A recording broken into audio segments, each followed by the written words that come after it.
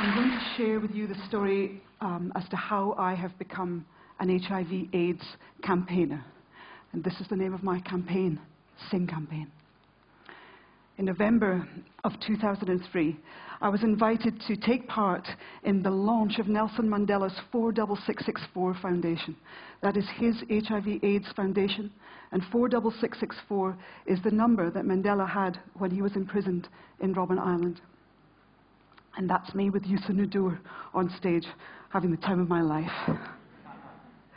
The next day, all the artists were invited to join Mandela in Robben Island, where he was going to give a conference to the world's press.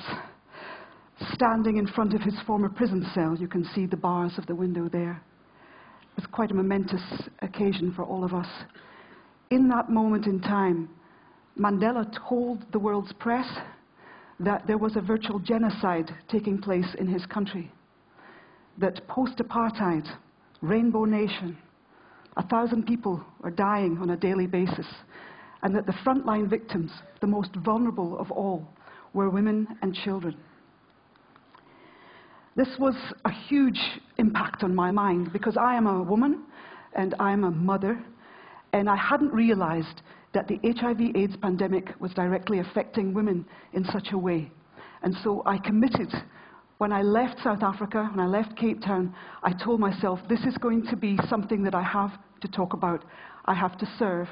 And so, subsequently, I participated in every single 46664 event that I could take part in, and gave news conferences, interviews, talking and using my platform as a musician, with my commitment to Mandela out of respect for the tremendous, unbelievable work that he has done. Everyone in the world respects Nelson Mandela. Everyone reveres Nelson Mandela. But do they all know about what has been taking place in South Africa, his country, the country that has one of the highest incidents of transmission of the virus? I think that if I went out into the street now and I told people what was happening there, they would be shocked. I was very fortunate, a couple of years later, to have met Zaki Ahmed, the founder of Treatment Action Campaign, an incredible campaigner and activist. I met him at a 46664 event. He was wearing a t-shirt like the one I wear now. This is a tool. This tells you I am in solidarity with people who have HIV, people who are living with HIV. And in a way, because of the stigma, by wearing this t-shirt, I say, yes, we can talk about this issue. It doesn't have to be in the closet. I became a member of Treatment Action Campaign, and I'm very proud to be a member of that incredible organization. It's a grassroots campaign with 80% membership being women, most of whom are HIV positive. They work in the field. They have tremendous outreach to the people who are living directly with the effects of the virus. They have education programs. They bring out the issues of stigma. It's quite extraordinary what they do, and yes, my Sing campaign has supported Treatment Action Campaign in the way that I have tried to raise awareness and to try to also raise funds.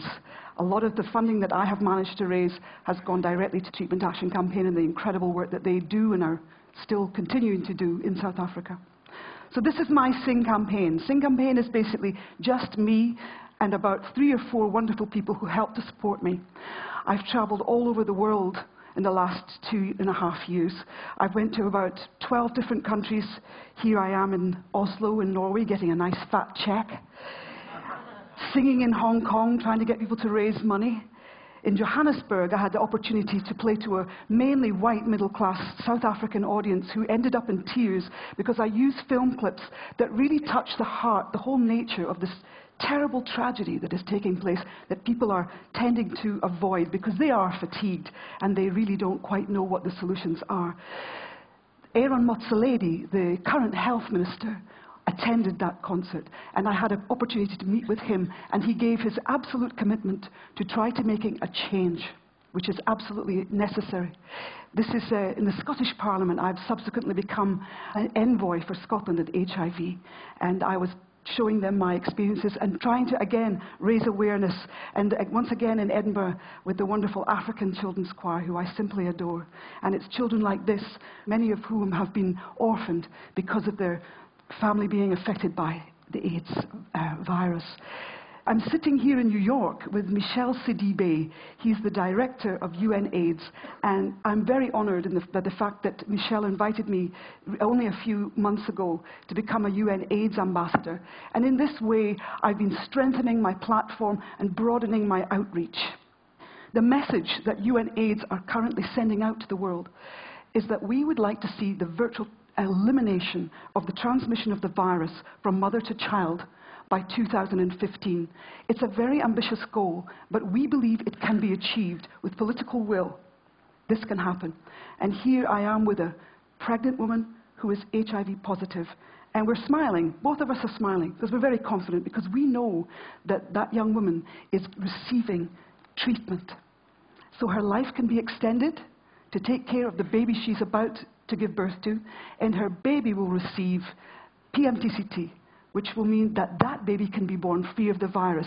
Now that is prevention at the very beginning of life. It's one way to start looking at intervention with the AIDS pandemic. Now I just would like to finish off to tell you the little story about Avalile. This is Avalile. She goes with me wherever I go.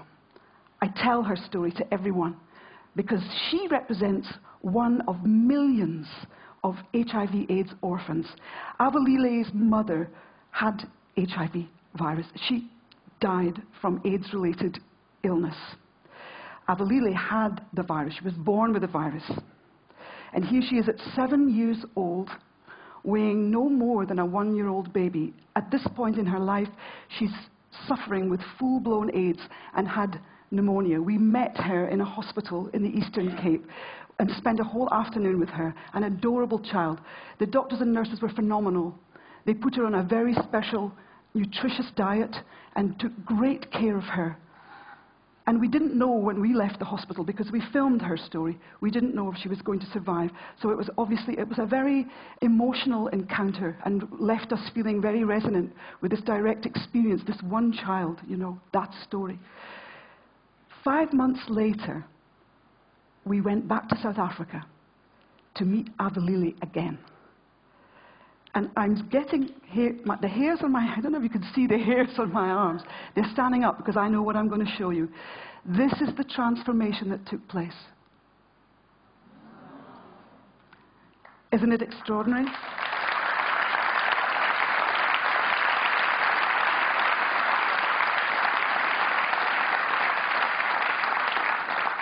That round of applause is actually for the doctors and nurses of the hospital who took care of Avalile, and I take it that you appreciate that kind of transformation. So I would like to say to you, each one in the audience, if you feel that every mother and every child in the world has the right to have access to good nutrition and good medical care, and you believe that the Millennium Development Goals, specifically 5 and 6, should be absolutely committed to by all governments around the world, especially in sub-Saharan Africa, could you please stand up?